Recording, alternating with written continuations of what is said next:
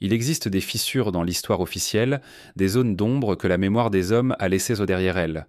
Nous croyons savoir où commence notre histoire, entre les plaines fertiles de Sumer, là où l'écriture, les lois et les cités auraient vu le jour. Mais parfois les vestiges qui ressurgissent du sable ou des profondeurs nous murmurent autre chose. Des récits plus anciens, des traces trop énigmatiques pour s'intégrer au récit linéaire que nous avons bâti. Et si la vérité reposait dans ce silence? Et si la première civilisation n'était pas née en Mésopotamie, mais héritée d'êtres dont nous ne connaissons plus le nom? Derrière chaque fragment, il y a une absence, et derrière chaque absence, la possibilité d'une mémoire plus ancienne que l'homme lui-même. Il y a dans la mémoire de l'humanité des brèches qui ne se referment jamais. Nous avons appris à croire que l'histoire commençait dans les plaines fertiles de Sumer, là où les premières tablettes d'argile, gravées de signes maladroits mais puissants, auraient inauguré la marche de la civilisation. Et pourtant, derrière cette version rassurante se cachent des silences obstinés. Des pierres trop vieilles pour être classées, des mythes trop précis pour n'être que des rêves, des fragments d'aube qui semblent venir d'un autre temps. Lorsque l'on avance dans ces zones d'ombre, on sent que l'histoire n'est peut-être pas linéaire, et que ce que nous appelons le commencement pourrait n'être qu'une reprise. Dans de nombreux lieux du monde, bien au-delà de la Mésopotamie, des traces se dressent, silencieuses et immuables. Les cercles de pierre dressés sur les plaines, les gravures impossibles sur les falaises, les restes de cités engloutis sous les mers. Chacun de ces vestiges semble parler une langue oubliée.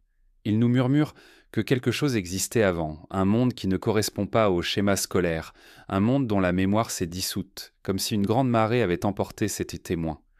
Les récits des anciens peuples sont étrangement insistants. Dans leur mythologie reviennent toujours les images d'êtres venus enseigner aux hommes, des porteurs de savoir, des maîtres du temps, des figures mi-humaines, mi-divines. Chez les Sumériens eux-mêmes, les Anunnaki apparaissent comme ces êtres mystérieux venus d'ailleurs, apportant les arts de la civilisation. En Égypte, c'est Thoth, le dieu sage qui a transmis l'écriture et la mesure. En Amérique du Sud, c'est Viracocha, voyageant au bord des mers pour enseigner aux hommes les lois, l'agriculture et l'architecture. Ces légendes, séparées par des continents, semblent parler d'un même souvenir, fragmenté en 1000 récits. Il serait facile de dire que ce ne sont que des mythes. Et pourtant, pourquoi ces histoires se répètent-elles avec une telle constance? Pourquoi toutes les cultures, même les plus éloignées, évoquent-elles une époque où les hommes ne savaient en rien et où des êtres venus d'ailleurs ont ouvert la voie? Si nous écoutons attentivement, il se pourrait que derrière ces mythes se cache une mémoire transmise par les songes, un souvenir de quelque chose de réel, mais que l'histoire a refusé de conserver. Les archéologues découvrent parfois des objets qui semblent hors du temps, des outils qui ne devraient pas exister, des connaissances Gdoftan qui ne devraient pas être connues. À Göbekli Tepe, en Anatolie, un sanctuaire vieux de plus de 11 000 ans s'élève en défi à notre compréhension. Ces piliers colossaux, ornés d'animaux et de symboles, révèlent une maîtrise architecturale que l'on croyait impossible à une époque où l'homme n'était supposé être qu'un chasseur-cueilleur. Qui a construit cet ensemble monumental? Comment ont-ils acquis un tel savoir? Des millénaires avant Sumer? L'histoire officielle préfère garder ces questions en marge, car elles ouvrent une brèche trop vertigineuse. D'autres traces reposent au fond des mers. Au large du Japon, les mystérieuses structures de Yonaguni semblent être les vestiges d'une cité engloutie. Escaliers de taillés, terrasses géométriques, blocs immenses qui ressemblent à des monuments. Certains y voient le jeu du hasard géologique, d'autres l'écho d'une civilisation disparue lorsque la mer s'est élevée à la fin de la dernière ère glaciaire. De semblables récits hantent les traditions orales des peuples du monde entier qui racontent des terres englouties, des royaumes effacés par les eaux. Est-il possible que ce soit plus qu'une coïncidence? La question du temps devient alors essentielle. L'histoire que nous enseignons trace une ligne claire, mais cette ligne semble parsemée d'effacements, de reprises, de recommencements. Et si les civilisations étaient comme des cycles, se levant, tombant, puis renaissant, chacune portant l'ombre d'une autre, l'homme que nous connaissons n'est peut-être pas la première humanité à avoir laissé une trace. Peut-être ne faisons-nous que marcher sur les ruines de ceux qui sont venus avant, ignorant leur nom mais vivant encore de leur héritage invisible. Dans les récits sacrés, il y a toujours une catastrophe, un déluge, un feu, une nuit interminable. Les mythes parlent d'un monde ancien détruit par les dieux, ou par la nature, ou par le temps lui-même. et chaque fois, quelques survivants transportent la mémoire, la transmettent aux hommes qui suivront. Ces survivants deviennent des demi-dieux, des héros, des sages. Ce qui était savoir ancien devient miracle, ce qui était science devient légende. Ainsi se construit l'oubli.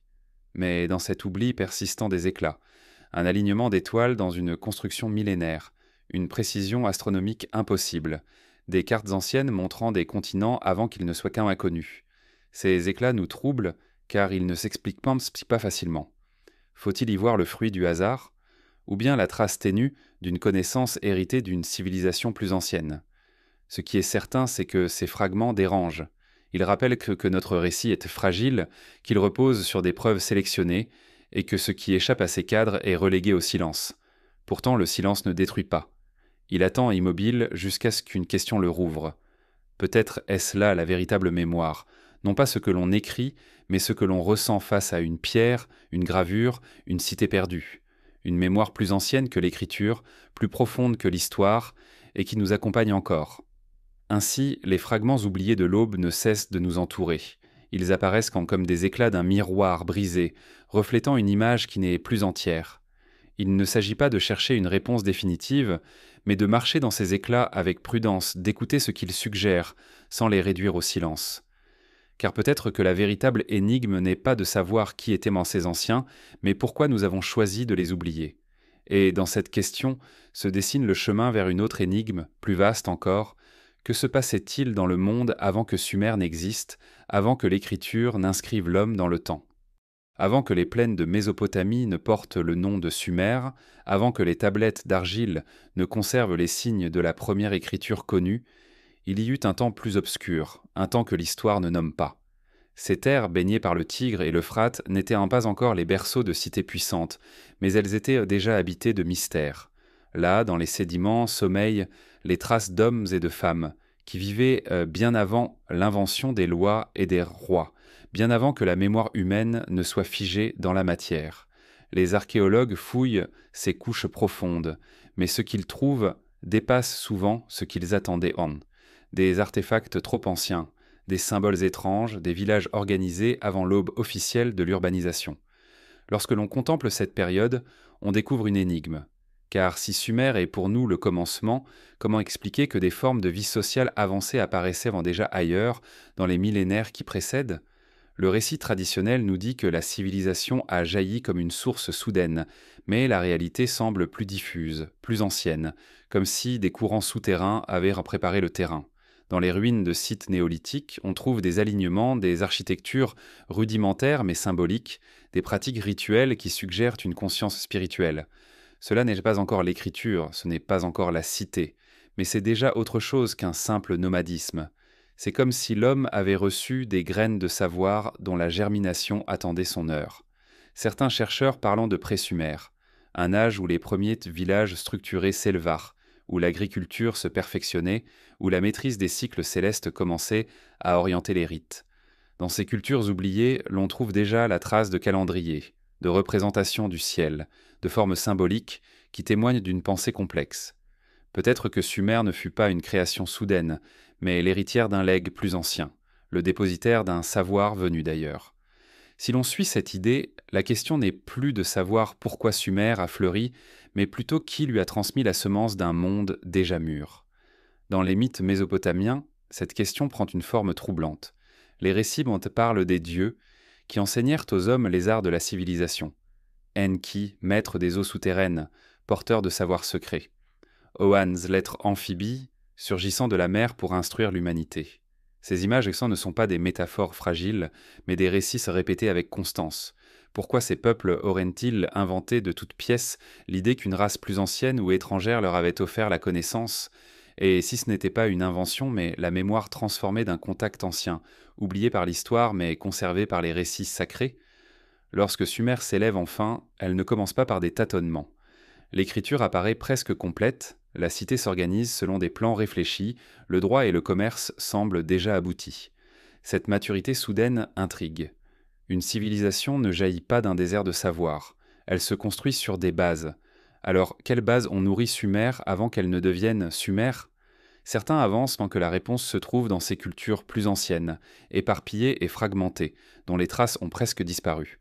D'autres osent imaginer que l'héritage vient de plus loin encore, d'une humanité plus ancienne, perdue dans l'oubli ou effacée par une catastrophe. Les rivières de Mésopotamie portent elles aussi une mémoire. Les sédiments déposés par les crues enferment des couches d'histoire. En creusant profondément, on découvre les traces d'inondations massives, d'événements cataclysmiques. Les mythes du déluge pourraient-ils être liés à ces souvenirs géologiques ? Peut-être qu'une grande catastrophe a balayé une civilisation antérieure, ne laissant que des survivants, porteurs d'un savoir fragmentaire. Ces survivants auraient alors transmis aux générations suivantes ce qu'ils savaient encore, comme des éclats d'une lumière ancienne. Et lorsque le temps fut venu, ce savoir s'épanouit à nouveau, donnant naissance à ce que nous appelons aujourd'hui la première civilisation. Dans cette perspective, Sumer n'est plus un point de départ, mais un point de renaissance. Les temples, les ziggourats, les lois gravées dans la pierre ne seraient là pas l'aube, mais le souvenir matérialisé d'un héritage plus ancien. Les Sumériens eux-mêmes ne semblaient pas revendiquer l'invention du savoir. Leurs récits attribuaient toujours la connaissance à d'autres, à des dieux, à des maîtres venus avant eux. Peut-être parce qu'eux-mêmes savaient qu'ils n'avaient pas tout créé, mais reçu quelque chose. Quand on regarde les cartes anciennes, comme la mystérieuse carte de Piri Reis ou d'autres fragments géographiques venus de l'Antiquité, on découvre des représentations de terres encore inconnues à l'époque. Comment ces connaissances pouvaient-elles exister ? La science moderne hésite, explique par coïncidence ou par accumulation de données locales. Mais une autre hypothèse demeure. Et si ces cartes n'étaient que des copies en tardives d'un savoir plus ancien, légué par une humanité oubliée, transmise de main en main jusqu'aux scribes de Sumer et d'ailleurs, il est troublant de constater que plus nous explorons l'histoire profonde, plus nous rencontrons de vides. Ces vides ne sont pas des preuves en eux-mêmes, mais ils sont éloquents. Ils révèlent que notre récit officiel est une construction, une ligne tracée entre quelques certitudes, et que tout ce qui ne cadre pas avec elle est laissé dans l'ombre. Pourtant, c'est souvent dans l'ombre que se cachent les vérités les plus anciennes. Imaginer un temps avant Sumer, c'est accepter que nous ne savons pas. C'est contempler la possibilité qu'il y ait eu d'autres peuples, d'autres savoirs, d'autres histoires effacées. Peut-être des cités dont il ne reste rien, des bibliothèques englouties, des cultures dont nous n'avons gardé que des échos dans les mythes. Si tel est le cas, alors Sumer n'est qu'une étape dans un récit bien plus vaste, un récit dont nous n'avons que quelques pages. Et dans ce récit, il y a toujours une continuité entre le connu et l'inconnu. Les mythes se greffent aux faits, les pierres se mêlent aux légendes, les silences complètent Coco les archives. Ainsi se tisse une mémoire plus ancienne que l'histoire écrite, une mémoire qui attend encore d'être comprise. À mesure que l'on avance, une question revient avec insistance. Si Sumer n'était pas le véritable commencement, alors où se trouve la trace du monde d'avant ? Quelle civilisation disparue se cache encore derrière le voile du temps, et que nous révélera leur mémoire oubliée ? Depuis toujours, les mythes nous entourent comme des ombres persistantes.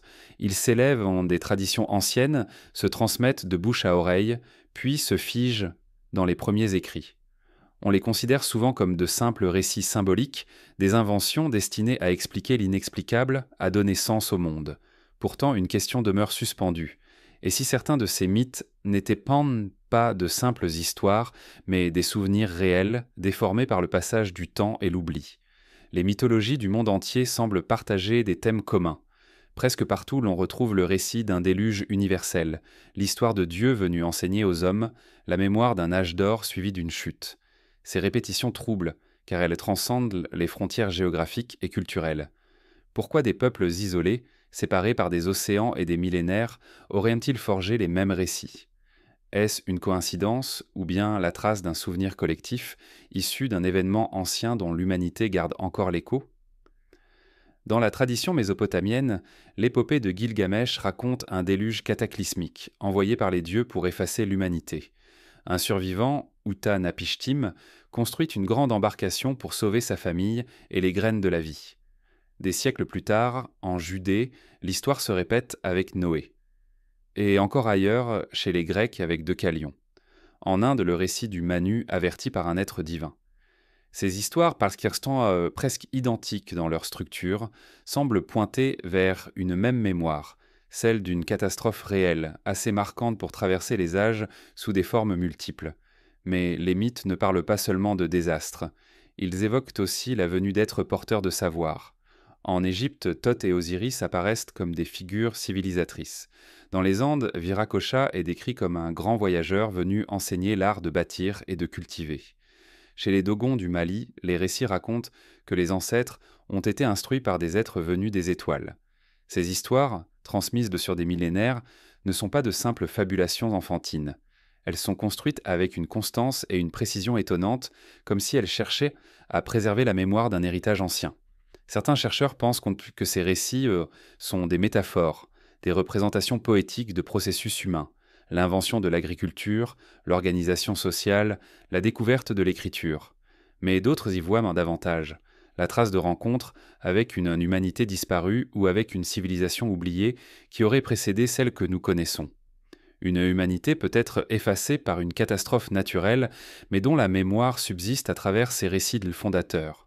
Dans l'Inde ancienne, les Védas décrivent des époques appelées yugas, où l'humanité vit dans des cycles successifs de grandeur et de déclin. Selon cette vision, nous ne serions pas les premiers à bâtir des civilisations, mais les héritiers d'un cycle beaucoup plus long, où chaque monde s'élève, s'épanouit, puis disparaît. Ce qui reste de ces mondes se mélange aux légendes, se cache derrière les symboles. Et quand nous les relisons aujourd'hui, nous croyons y voir des inventions, alors qu'il s'agit peut-être de souvenirs. Les mythes de fondation, qu'ils soient mésopotamiens, égyptiens, chinois ou amérindiens, portent tous un poids étrange, celui de parler d'un temps antérieur, d'un passé qui dépasse l'histoire officielle.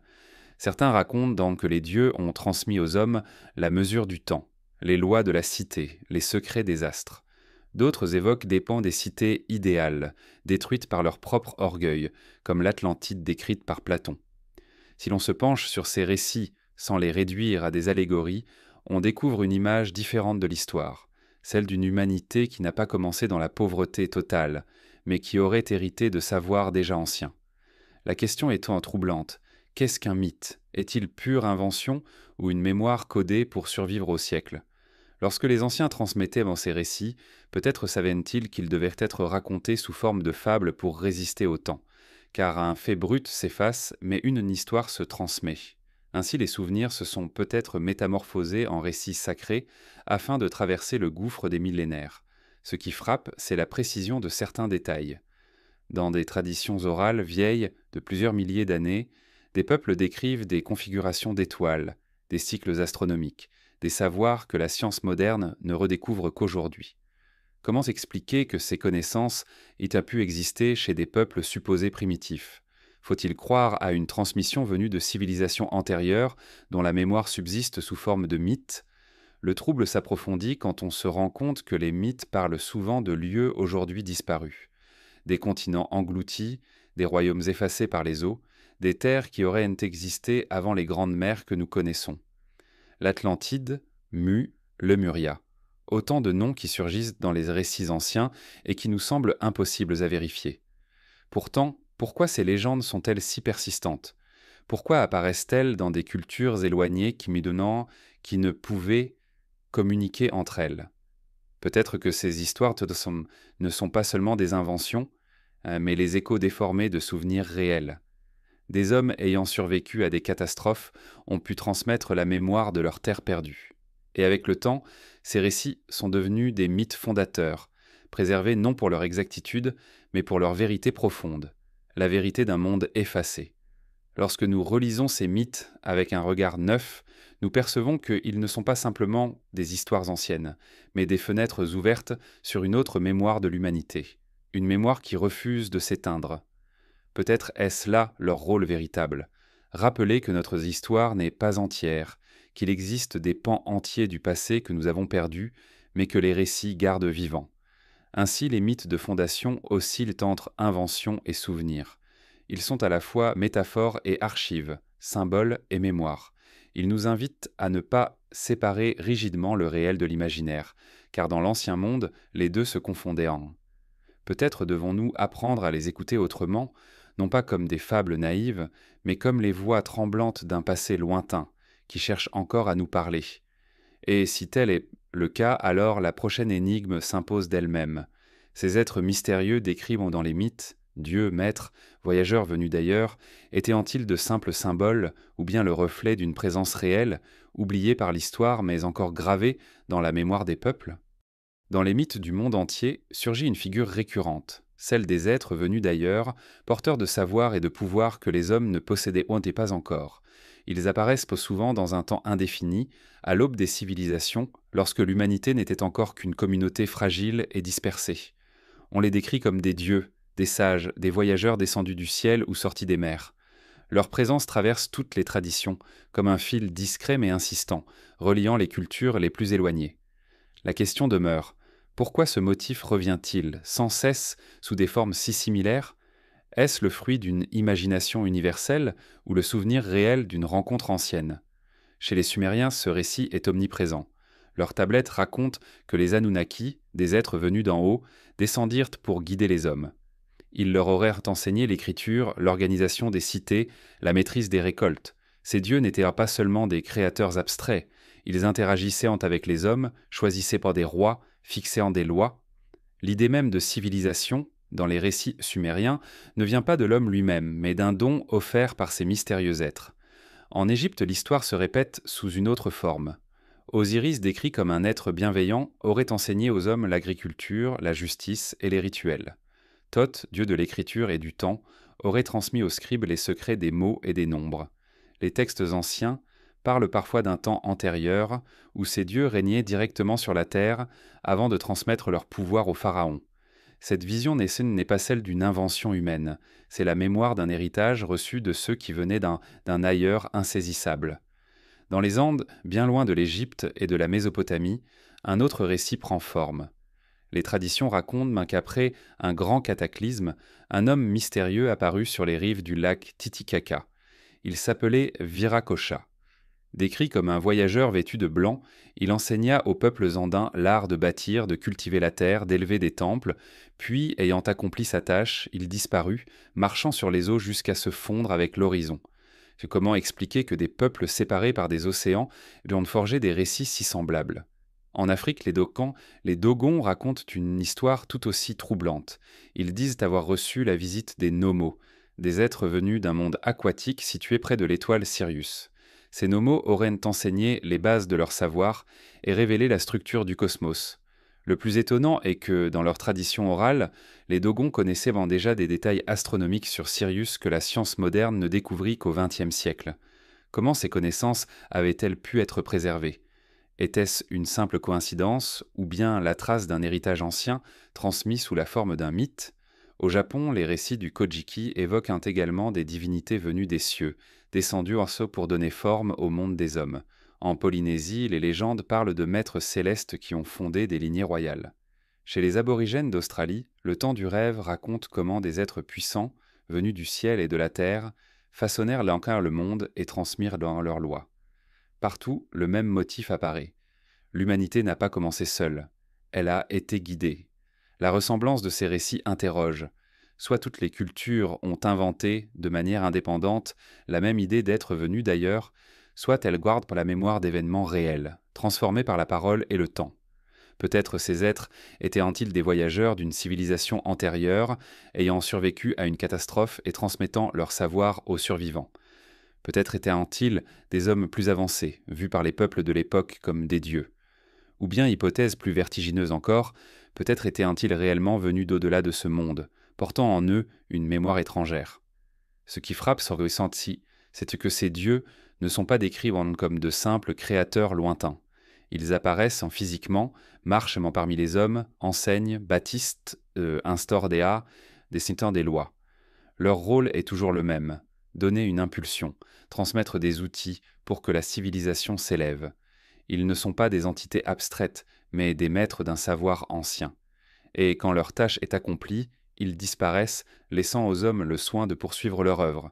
Si ces récits ne sont que des métaphores, pourquoi sont-ils si précis?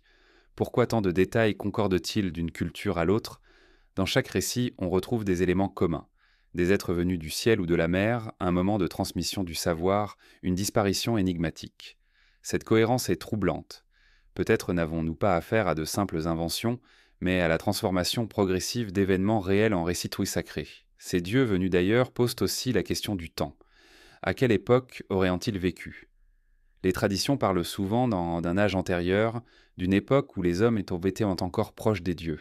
Cet âge est parfois décrit comme un âge d'or où l'humanité vivait en harmonie avant qu'une rupture ne survienne.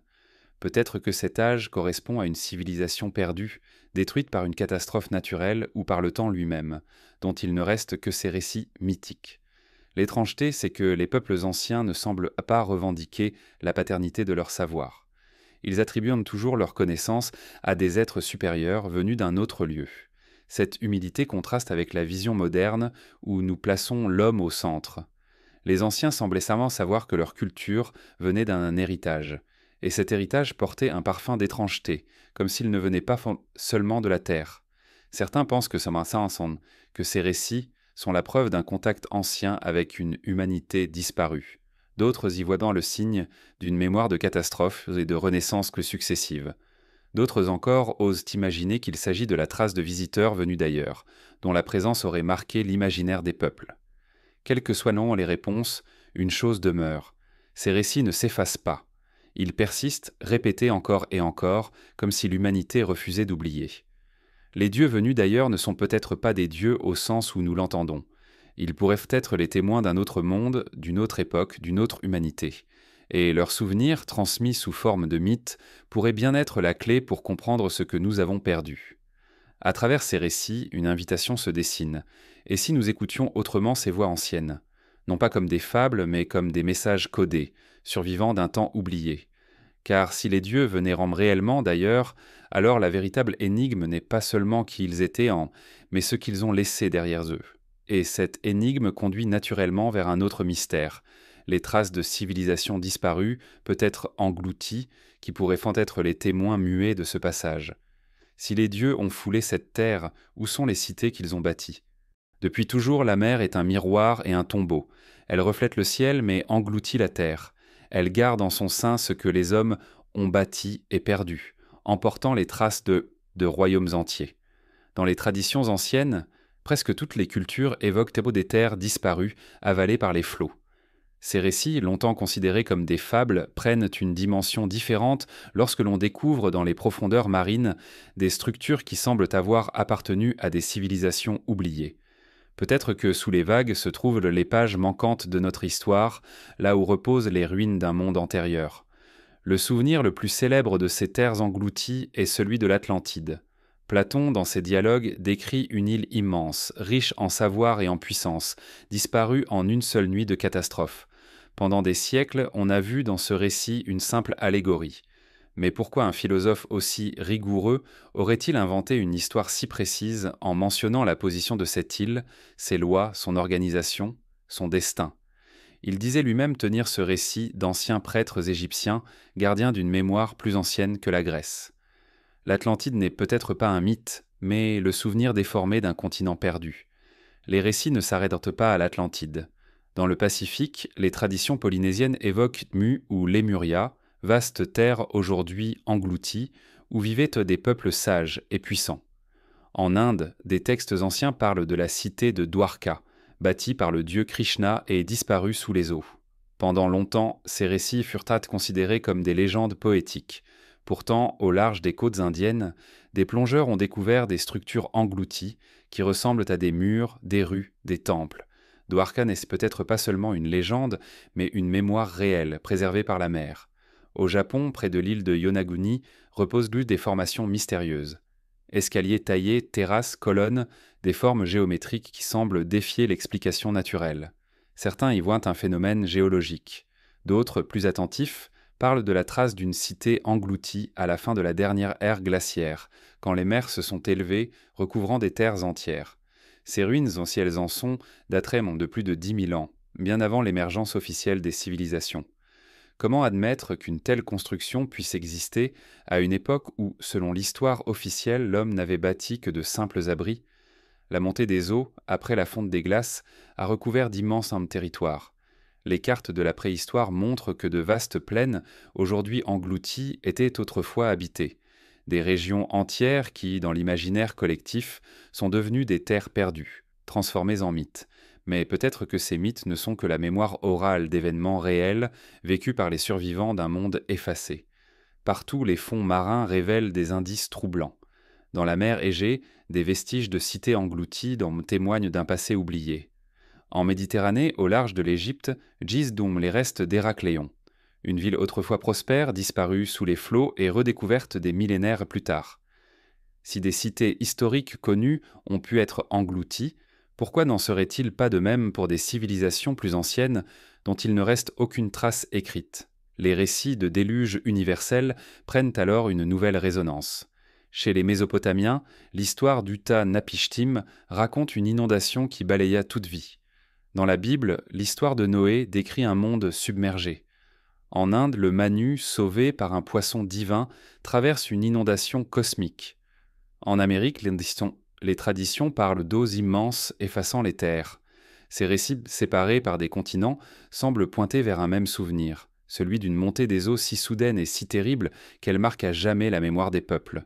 Si des civilisations existaient en avant Sumer, si elles ont été détruites par les flots, alors leurs traces reposent peut-être sous des centaines de mètres d'eau, hors de portée des fouilles traditionnelles. Les océans sont vastes et ce que nous avons exploré de leur profondeur reste infime.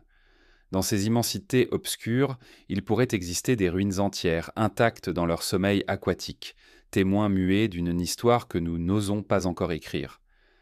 Certains chercheurs indépendants suggèrent que des cartes anciennes témoignent déjà de ce savoir oublié. La carte de Piri Reis, dessinée au XVIe siècle, montrerait l'Antarctique sans sa calotte glaciaire, comme si elle avait été copiée d'un document bien plus ancien, datant d'un temps où ces terres n'étaient pas encore gelées. De tels indices, troublants et difficiles à expliquer, renforcent l'idée qu'un savoir ancien a survécu, transmis de main en main comme un fragment d'une mémoire beaucoup plus vaste. Il est possible que les civilisations disparues ne soient pas seulement des légendes, mais des réalités effacées par le temps et la mer. Si tel est ça le cas, alors notre récit historique est incomplet. Ce que nous appelons l'aube de la civilisation pourrait n'être qu'un recommencement, une renaissance sur les ruines englouties d'un monde oublié. La mer conserve tout, mais elle ne restitue que rarement. Ses profondeurs ne livrent leurs secrets qu'à ceux qui osent les explorer. Chaque découverte sous-marine, qu'il s'agisse d'une cité engloutie ou d'un objet ancien, nous rappelle que l'histoire humaine est plus fragile qu'on ne le croit. Les vagues peuvent effacer des siècles en quelques jours, mais elles gardent en elles l'empreinte d'un passé intact. Imaginer ces civilisations perdues, c'est contempler l'immensité de ce que nous ne savons pas. Peut-être que les dieux venus d'ailleurs, dont parlent les récits, ne sont autres que les survivants de ces mondes engloutis, transmettant à de nouveaux peuples les savoirs qu'ils avaient représervés. Si tel est le cas, alors les mythes et les ruines sous-marines ne sont pas des fables, mais les deux faces d'une même vérité, celle d'un passé qui persiste à travers les siècles, même dissimulé sous les vagues. Ainsi, chaque légende d'un continent disparu, chaque récit d'un déluge, chaque structure sous-marine étrange devient une clé qui ouvre non seulement la question des origines de la civilisation, mais aussi celle du temps lui-même. Sommes-nous les premiers à bâtir ou les héritiers d'un cycle où les mers effacent puis restituent l'histoire des hommes? Et derrière cette interrogation, une nouvelle énigme se dessine. Si des civilisations entières ont été effacées par les eaux, que nous disent encore les pierres qui, sur la terre ferme, ont survécu? C'est là que surgit le mystère des langages, gravé dans les roches les plus anciennes, comme un appel venu de l'aube du monde. Bien avant que l'écriture ne trace ses signes sur l'argile de Sumer, bien avant que les hiéroglyphes d'Égypte ne s'élèvent comme une prière de pierre, l'humanité avait déjà commencé à parler. Non pas avec des mots tels que nous les connaissons, mais avec des symboles gravés dans la roche, des lignes et des formes inscrites dans la matière. Ces marques, que nous appelons art rupestre ou pétroglyphes, ne sont pas de simples ornements. Elles sont les premiers fragments d'un langage, un langage que nous avons oublié, mais qui persiste silencieusement dans les grottes et les montagnes. Un langage de pierre, plus durable que le papier et plus ancien que l'histoire. Dans les profondeurs des cavernes de Lascaux ou de Chauvet, en France, les parois s'illuminent de chevaux, de bisons, de félins. Mais au-delà des animaux, certains symboles se répètent. Points, spirales, mains négatives, traits mystérieux. Ce ne sont pas des représentations naïves. Ils obéissent à une logique, à un ordre qui semble dépasser l'instinct. Certains chercheurs pensent que ces signes forment une proto-écriture, un système de communication plus ancien que l'alphabet. Une écriture oubliée, codées dans les pierres, transmises de génération en génération comme une mémoire visuelle. Partout dans le monde, on retrouve ces marques. En Afrique du Sud, dans les abris du Drakensberg, les roches conservent des figures étranges, des hommes allongés comme en transe, des formes géométriques qui semblent évoquer des visions. En Australie, les peintures aborigènes racontent le temps du rêve, un temps primordial où des êtres mythiques façonnèrent le monde. Les parois rocheuses deviennent ainsi des archives vivantes, des livres ouverts sur un passé que nous ne savons plus lire. Il est fascinant de constater que ces symboles apparaissent presque partout avec des motifs semblables. Spirales, cercles, grilles, silhouettes hybrides. Les mêmes formes surgissent dans les grottes d'Europe, sur les pierres d'Amérique, dans les déserts africains. Comme si un langage universel, antérieur aux langues parlées, avait guidé les premiers hommes. Était-ce un hasard, une simple convergence d'esprit, ou bien le signe que l'humanité partageait déjà un savoir commun, transmis depuis une source plus ancienne ? Parfois, ces gravures semblent défier notre compréhension. Au Pérou, les géoglyphes de Nazca tracent sur des kilomètres des formes visibles seulement du ciel. Colibri, singe, lagne droite parfaite. Officiellement, ils dateraient de quelques siècles avant notre ère, mais certains chercheurs soupçonnent des racines plus profondes, liées à un savoir astronomique insoupçonné. Les pierres, encore une fois, parlent dans un langage que nous ne comprenons pas entièrement. Dans d'autres cas, les symboles rappellent des constellations. En Irlande, sur le site de Newgrange, un tumulus vieux de plus de 5000 ans est orné de spirales et d'entrelacs. Le passage central est aligné avec le solstice d'hiver, comme si ces bâtisseurs préhistoriques Coquenage-Boletti connaissaient déjà les cycles du ciel. Les symboles gravés ne sont pas seulement décoratifs. Ils semblent être des cartes du temps, des messages inscrits parentesques pour traverser les âges. Le langage des pierres préhistoriques n'était pas seulement visuel, il était aussi sonore. Dans certaines grottes, les archéologues ont découvert que les peintures étaient situées dans des zones où l'acoustique est particulière, où les sons résonnent étrangement. Peut-être que les symboles n'étaient pas seulement vus, mais accompagnés de chants, de rythmes, de vibrations. La pierre devenait alors un médium total, un livre vivant mêlant images, sons et mémoire. Ce qui trouble, c'est la permanence de ce langage. Tandis que les langues parlées naissent et meurent, ces signes persistent. On les retrouve encore dans les cultures plus tardives, comme des échos lointains. Les spirales des mégalithes d'Europe réapparaissent dans les motifs amérindiens. Les formes géométriques des pétroglyphes africains rappellent celles des temples asiatiques. Comme si un même code secret, venu d'un passé très ancien, avait survécu en silence, transmis inconsciemment par les mains des hommes. Il se pourrait que ces symboles soient les cabezas, soit les fragments d'une mémoire partagée. Peut-être représentent-ils des idées fondamentales, comme la vie, pour la mort, le cycle du temps, le mouvement des astres. Peut-être étaient-ils les restes d'un savoir ancien, hérité d'une civilisation disparue, qui avait déjà découvert le pouvoir des signes. Car un symbole est plus qu'une image, c'est un pont entre le visible et l'invisible, entre ce que l'on sait et ce que l'on devine. Les pierres parlent aussi par leur silence. Dans certaines régions, on découvre des alignements de mégalithes, dressés comme des phrases géantes dans le paysage. Karnak en France, Stonehenge en Angleterre, Nabta Playa dans le désert égyptien. Ces monuments colossaux sont eux aussi un langage, une écriture dans la pierre. Ils marquent les cycles solaires et lunaires, indiquent des dates précises, traduisent en une pensée astronomique. Avant même l'invention des alphabets, les hommes savaient inscrire leur vision du monde dans les pierres, comme s'ils voulaient laisser un message destiné à ceux qui viendraient bien après eux. Mais la question demeure, d'où venait ce langage ? Était-il le fruit d'un lent apprentissage ou bien l'écho d'un savoir transmis ? Si l'on accepte l'idée qu'une civilisation plus ancienne a existé, alors ce langage pourrait être l'un de ses héritages. Les survivants de mondes effacés auraient transmis leur mémoire sous forme de signes simples, gravés dans les pierres, afin qu'ils traversent le temps. Et ces signes, répétés et déformés, auraient fini par se fondre dans l'art rupestre que nous voyons aujourd'hui. Il y a quelque chose de bouleversant à contempler ces symboles. Ils nous rappellent que l'humanité, dès ses débuts, n'était pas silencieuse. Elle cherchait déjà à dire, à inscrire, à transmettre. Même dans l'obscurité des grottes, même au bord des océans, l'homme écrivait déjà son histoire dans la pierre. Et cette histoire est plus ancienne, plus vaste que ce que nous croyons. Le langage des pierres préhistoriques est une énigme ouverte. Peut-être qu'un jour nous saurons le lire, peut-être qu'il ne livrera jamais ses secrets. Mais en le contemplant, nous comprenons une chose essentielle. Avant même les cités et les lois, l'homme portait déjà en lui la mémoire d'un savoir qui le dépassait. Une mémoire qu'il a tenté de préserver, maladroitement mais obstinément, dans la pierre. Et si ces signes sont réellement les fragments d'un héritage oublié, alors il nous faut regarder encore plus attentivement les cités anciennes, celles dont les origines semblent sans explication. Car peut-être que derrière leurs murs se cache la suite de ce langage, gravé dans des formes que nous n'avons pas encore su déchiffrer. Dans certaines régions du monde, des cités s'élèvent sans que l'on puisse véritablement dire qui les a bâties, ni comment elles ont surgi. Elles apparaissent comme des blocs isolés de mémoire, figés dans la pierre, sans racines visibles. L'histoire officielle tente de les rattacher à des peuples connus, mais les preuves manquent, les datations vacillent, et l'origine demeure insaisissable. Ce sont des cités sans commencement, comme si elles avaient émergé toutes entières d'un seul geste, échappant à la logique progressive du développement humain. À Tiahuanaco, sur l'altiplano bolivien, les ruines d'une cité silencieuse défient encore notre compréhension. Les blocs de pierre, certains pesant des centaines de tonnes, sont taillés avec une précision qui dépasse les outils supposés de l'époque.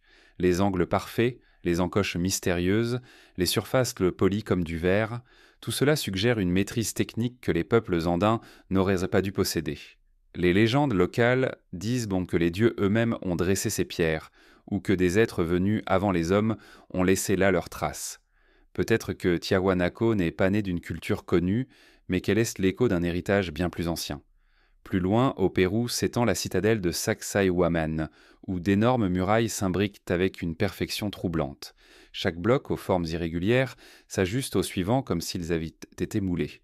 Comment ces pierres gigantesques furent-elles déplacées et assemblées, sans ciment, sans espace pour passer une lame de couteau entre elles? Les chroniqueurs espagnols, en découvrant ce site, crurent voir l'œuvre de géants. Pour les Incas eux-mêmes, ces murailles existaient avant leur empire.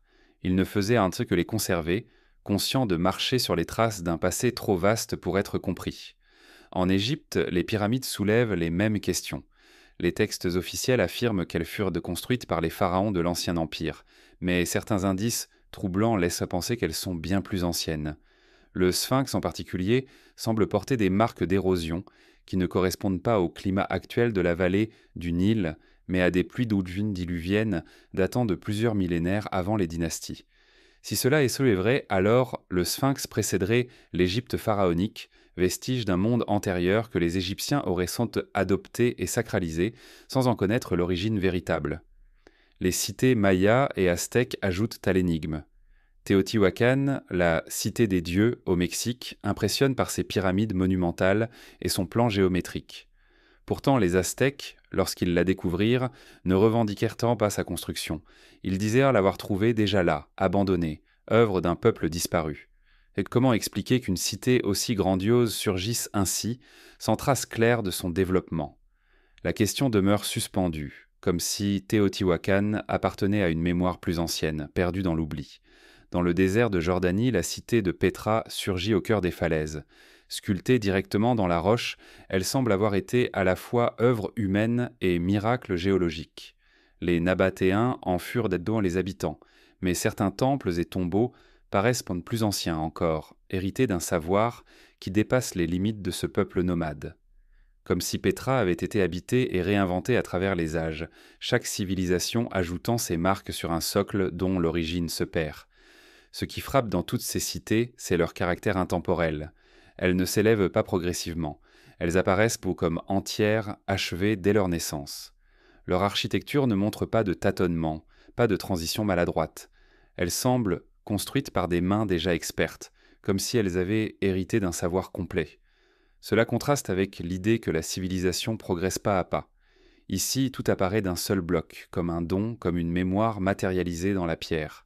Les traditions orales renforcent ce mystère. Les peuples qui vivent autour de ces ruines disent souvent ne pas être leurs auteurs. Ils parlent d'ancêtres venus avant eux, de dieux, de géants, d'étrangers venus des étoiles. Ces récits, répétés avec constance, ne revendiquent jamais l'invention, mais reconnaissent un héritage. Peut-être que ces cités sont les fragments survivants d'un monde plus ancien, englouti ailleurs et qui n'a laissé que ces îlots de pierre, témoins muets d'une humanité disparue. Si l'on accepte cette idée, alors ces cités ne sont pas des commencements, mais des vestiges. Elles ne représentent pas la naissance d'une civilisation, mais ce qui reste d'un cycle précédent. Les peuples qui les ont habités n'ont pas toujours été leurs bâtisseurs, mais leurs héritiers. Ils ont repris ces lieux sacrés, les ont intégrés à leur mythe sans comprendre totalement leur origine. C'est pourquoi ils les ont attribués aux dieux ou à des races anciennes dont la mémoire s'était effacée. Le mystère des cités sans origine interroge notre rapport au temps. Nous pensons que le progrès est linéaire, que chaque génération construit sur la précédente. Mais peut-être que l'histoire humaine est cyclique, faite de destruction et de renaissance. Dans ce cas, ces cités seraient comme les pierres rescapées d'un cycle antérieur, vestige d'un âge perdu. Il est troublant de marcher parmi ces ruines. Le silence des pierres semble plus éloquent que les mots. Elles portent en elles la mémoire d'un savoir oublié, d'une maîtrise disparue. Et pourtant, elles persistent, défiant les siècles, comme si elles attendaient que nous les interpellions à nouveau. Peut-être qu'un jour, les fouilles révéleront des preuves irréfutables, outils inconnus, inscriptions trop anciennes, indices d'une humanité que nous n'osons pas encore reconnaître. Mais pour l'instant, ces cités demeurent des énigmes ouvertes, suspendues entre le réel et le légendaire. Et dans ce silence, une question plus profonde surgit. Si ces cités sans origine existent sur la terre ferme, que dire alors de celles qui portent dans leur architecture un savoir astronomique trop avancé ? Les bâtisseurs n'avaient pas seulement dressé des murs, ils avaient aussi inscrit dans la pierre les mouvements du ciel. Ce lien entre les cités et les astres sera la prochaine énigme à contempler. Lorsque l'on contemple les cités anciennes et les monuments colossaux dressés par les civilisations disparues, un détail revient avec insistance, leur lien avec le ciel. Partout, les pierres semblent parler aux étoiles. Les temples, les pyramides, les cercles mégalithiques ne sont pas posés au hasard. Ils obéissent à des alignements précis, calculés avec une exactitude qui surprend.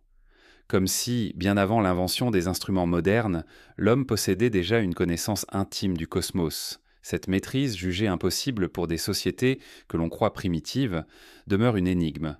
Elle suggère qu'un savoir plus ancien, plus vaste, avait déjà été transmis. En Égypte, les pyramides de Gizeh se dressent comme une énigme immuable. Depuis longtemps, on a remarqué que leur disposition reflète l'alignement des 3 étoiles de la ceinture d'Orion. L'axe des couloirs principaux pointe vers des constellations précises, comme si la construction avait été conçue non seulement pour défier le temps, mais aussi pour dialoguer avec le ciel. Comment les anciens Égyptiens, sans instruments optiques ni calculs complexes, ont-ils pu établir de tels repères ? Certains pensent qu'ils observaient simplement le ciel avec patience génération après génération. D'autres y voient la trace d'un savoir transmis, hérité d'un âge antérieur où le rapport aux astres était déjà profondément établi. En Amérique du Sud, les mêmes mystères surgissent. À Machu Picchu, au Pérou, le temple du soleil s'aligne parfaitement avec les solstices. Les Incas, héritiers d'un savoir ancien, construisaient leur temple comme des observatoires célestes.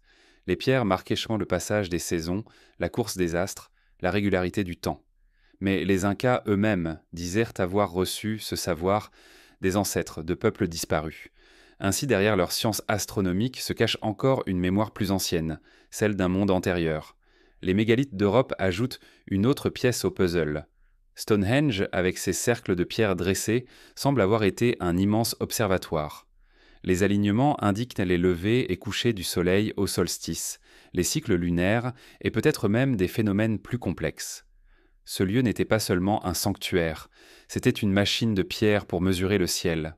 Pourtant, il fut construit par des peuples que l'histoire considère comme préhistoriques. Comment expliquer une telle précision, sans instruments, sans écriture, sans calcul avancé ? Ces savoirs impossibles nous obligent à reconsidérer ce que nous croyons savoir du passé. Plus troublant encore, certaines civilisations connaissaient donc des détails astronomiques que la science moderne ne redécouvrit qu'après des siècles. Les Mayas, par exemple, maîtrisaient avec une précision extraordinaire les cycles de Vénus et de la Lune. Leur calendrier, d'une exactitude stupéfiante, dépasse en précision le calendrier julien utilisé en Europe jusqu'à l'époque moderne. Comment expliquer qu'un peuple sans télescope ait pu observer et calculer de tels mouvements ? L'hypothèse d'un savoir transmis, hérité de peuples plus anciens, revient encore comme une explication possible. En Afrique, les Dogésites, Les Dogons du Mali fascinent par leurs traditions orales. Depuis des siècles, ils affirmaient en que Sirius, l'étoile la plus brillante du ciel, possédait une compagne invisible à l'œil nu, tournant autour d'elle en un cycle régulier. Cette information, que la science moderne n'a confirmée qu'avec des instruments sophistiqués au XXe siècle, était déjà connue de ce peuple. Les Dogons disent avoir reçu ce savoir des Nomos, des êtres venus des étoiles. Faut-il y voir une simple coïncidence, ou la mémoire réelle d'un savoir ancien peut être transmis par une civilisation disparue? Ce qui revient dans toutes ces traditions, c'est la même idée. Le ciel n'était pas seulement observé, il était intégré dans l'architecture, dans les rituels, dans la vie quotidienne. Le cosmos et la Terre formaient un tout indissociable. Les bâtisseurs anciens ne séparaient pas la science du sacré, l'observation du mythe. Leurs monuments n'étaient pas seulement des temples ou des tombes, ils étaient dans des livres de pierre inscrivant la relation entre l'homme et l'univers. On pourrait penser que ces alignements sont le fruit du hasard, mais leur répétition, leur précision, leur cohérence à travers des continents différents défient cette explication. Partout, les mêmes gestes se répètent, dresser des pierres, orienter des temples, tracer des lignes qui coïncident avec le soleil, la lune, les étoiles. Comme si l'humanité, dès ses débuts, portait déjà en elle un savoir universel. Ce savoir, pourtant, ne se retrouve pas dans les traces écrites les plus anciennes. Les premiers textes de Sumer parlent d'économie, de loi, de Dieu. Ils ne contiennent pas ce niveau de précision astronomique. Cela suggère que la mémoire astronomique existait déjà avant l'écriture, transmise oralement ou inscrite dans les monuments. Peut-être que ces savoirs impossibles ne venaient pas de l'observation seule, mais de l'héritage d'un âge plus ancien, celui d'une civilisation qui maîtrisait déjà le langage des étoiles. Dans cette hypothèse, les bâtisseurs des pyramides, des mégalithes, des temples solaires ne faisaient en tant que répéter un modèle reçu. Ils préservaient un savoir, sans en comprendre toujours la totalité. Ainsi, les monuments deviennent des archives silencieuses, des fragments d'un langage oublié. Les pierres s'alignent avec les astres comme des pages figées dans le temps, gardiennes d'un savoir que nous n'avons pas encore su déchiffrer pleinement. Ce qui trouble le plus, c'est la permanence de ce lien. Même dans les cultures plus récentes, le ciel demeure central. Les Grecs ont hérité de constellations venues de l'Orient. Les Égyptiens voyaient leur pharaon rejoindre les étoiles après la mort. Les Mayas considéraient des Vénus comme une divinité guerrière. Partout, l'idée revient que l'homme n'est pas isolé sur la Terre, mais inscrit dans une trame cosmique. Et cette idée semble avoir été présente dès les origines, bien avant que l'histoire officielle ne commence. Peut-être que ces savoirs impossibles ne sont pas l'œuvre de hasard ou de génie isolé. Peut-être qu'ils sont les derniers vestiges d'une science plus ancienne, transmise à travers des âges de silence et de ruines. Si tel est le cas, alors, les premiers astronomes n'étaient pas seulement des observateurs patients. Ils étaient les héritiers d'un savoir qui les dépassait, un savoir venu d'un passé que nous avons oublié. Ces alignements, ces calendriers, ces correspondances entre la Terre et le ciel ne sont pas de simples curiosités. Ils posent une question fondamentale. Comment l'humanité a-t-elle pu connaître autant si tôt? Qui a transmis ce savoir et pourquoi? Était-ce une humanité antérieure détruite par le temps ou les eaux? Était-ce un peuple mystérieux porteur d'un héritage oublié? Ou bien, comme le disent les mythes, des êtres venus d'ailleurs déposant dans les pierres le reflet de leur mémoire céleste? Ce mystère, loin de s'épuiser, s'approfondit encore lorsque l'on contemple non plus seulement le ciel, mais les pierres elles-mêmes. Car dans ces blocs dressés et taillés se cache une autre énigme, celle de leur assemblage, de leur transport, de leur précision. Derrière les savoirs astronomiques surgit une autre question. Comment ces peuples ont-ils bâti ce que nous ne saurions pas reproduire aisément aujourd'hui? Et c'est ainsi que le regard quitte les étoiles pour revenir aux pierres, aux mégalithes et aux monuments. Car derrière chaque alignement céleste se dresse aussi l'énigme de la construction. Les mégalithes et leur précision impossible, gardiens immobiles d'un passé trop vaste pour nos certitudes. Il existe dans le monde des pierres qui ne se contentent pas d'être posées. Elles sont dressées, taillées, imbriquées avec une rigueur qui défie l'explication. Les mégalithes, érigés bien avant l'histoire écrite, apparaissent comme des témoins d'un savoir qui semble disproportionné par rapport aux moyens supposés de ceux qui les ont construits. Ils sont immobiles depuis des millénaires et pourtant leur présence questionne encore. Comment des peuples dits primitifs ont-ils pu hisser, tailler et ajuster des blocs parfois si immenses que nos techniques modernes peineraient à les reproduire? À Carnac, en Bretagne, des milliers de menhirs s'alignent sur plusieurs kilomètres. Ces pierres dressées, semblables à une armée pétrifiée, obéissent à un ordre caché. Leur disposition correspond à des alignements solaires et lunaires, comme si elles avaient été posées pour dialoguer avec le ciel. Chaque bloc, pourtant rudimentaire en apparence, participe à une géométrie d'ensemble. Mais qui étaient ces hommes capables d'un tel projet, et pourquoi ont-ils consacré tant d'efforts à ces constructions silencieuses? À Stonehenge, les questions s'approfondissent. Les blocs extérieurs, immenses, proviennent de carrières situées à des dizaines de kilomètres. Les pierres bleues, plus petites mais tout aussi précieuses, ont été transportées sur plus de 200 kilomètres. Comment? Les hypothèses abondent, traîneaux, rondins, radeaux, mais aucune ne semble totalement convaincante, tant l'effort paraît surhumain pour une société sans roues ni métal. Plus encore, l'agencement des pierres est d'une précision surprenante. Elles s'alignent avec le lever du soleil au solstice d'été et le coucher au solstice d'hiver, révélant une connaissance profonde des cycles astronomiques. En Amérique du Sud, l'énigme prend une dimension encore plus troublante. À Sacsayhuaman, au Pérou, les murailles sont composées de blocs gigantesques, certains pesant plus de 100 tonnes. Leur forme irrégulière semble chaotique, mais chaque bloc s'ajuste au suivant avec une perfection telle qu'aucune lame ne peut passer entre eux. Les angles, multiples et complexes, montrent une précision qui dépasse de loin ce que l'on attend d'un travail manuel sans outils modernes. Les Incas eux-mêmes disaient que ces murs étaient le plus anciens qu'eux, bâtis par des peuples disparus dont le savoir s'était perdu. À Tiahuanaco, toujours dans les Andes, se trouvent les mystérieuses pierres de Puma Punku. Ici, des blocs monumentaux, taillés comme si la pierre avait été découpée au laser, forment des angles droits parfaits et des encoches symétriques.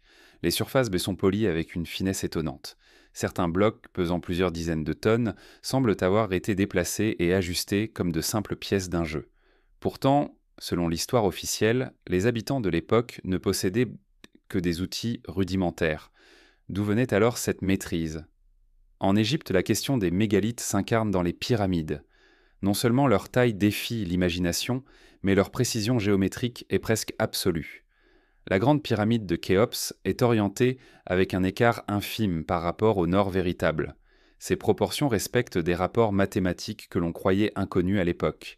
Les blocs, certains pesant plusieurs dizaines de tonnes, sont ajustés avec une régularité stupéfiante. Comment expliquer qu'un tel monument ait pu être construit en quelques décennies par une civilisation censée découvrir à peine les techniques de taille et de levage? Les mégalithes du Proche-Orient ajoutent d'autres interrogations. À Baalbek, au Liban, repose la terrasse de pierre la plus massive jamais construite. Parmi les blocs, certains dépassent 1000 tonnes, comme la fameuse pierre du Sud, couchée à moitié dans sa carrière. Même avec nos engins modernes, déplacer de telles masses serait une entreprise titanesque.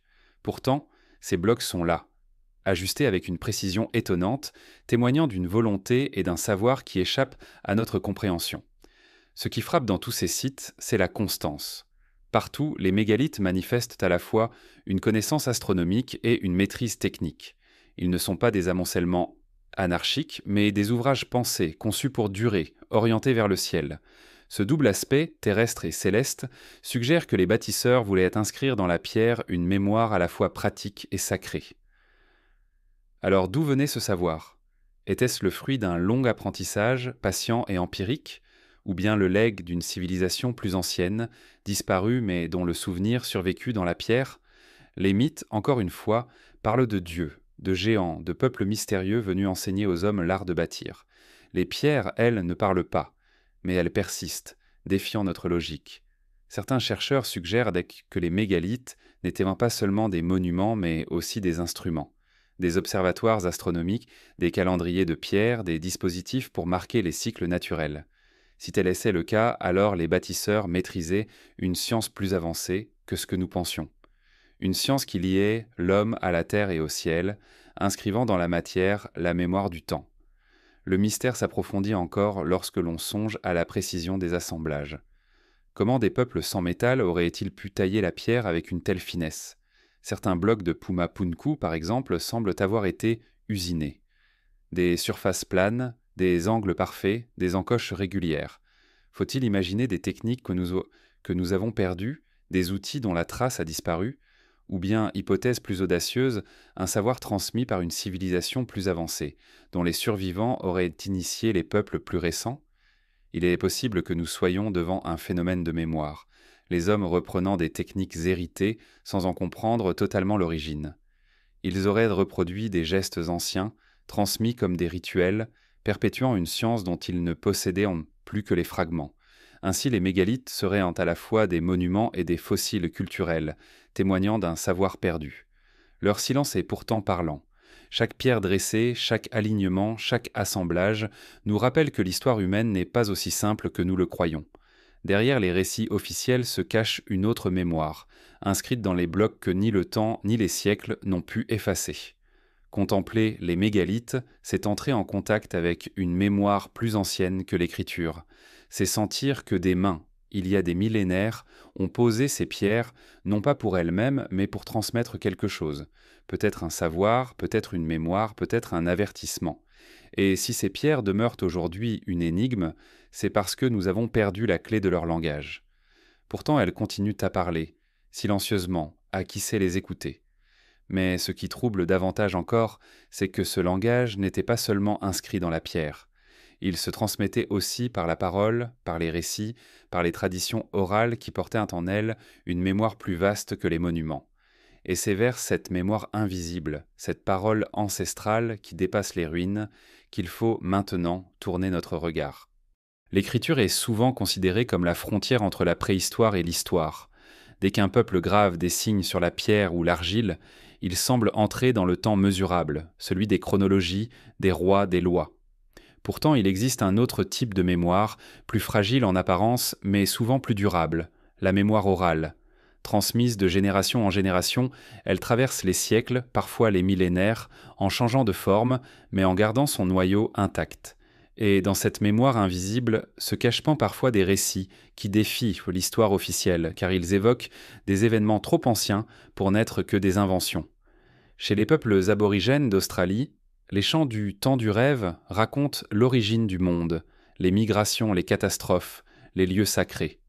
Ces récits, transmis depuis des dizaines de milliers d'années, contiennent parfois des descriptions précises de paysages tels qu'ils étaient avant que les mers ne montent. Certains chercheurs ont constaté que ces traditions orales correspondaient à des réalités géographiques remontant à plus de 10 000 ans. Cela signifie que la mémoire orale, dans certains cas, a conservé une vérité que l'écriture n'avait pas encore fixée.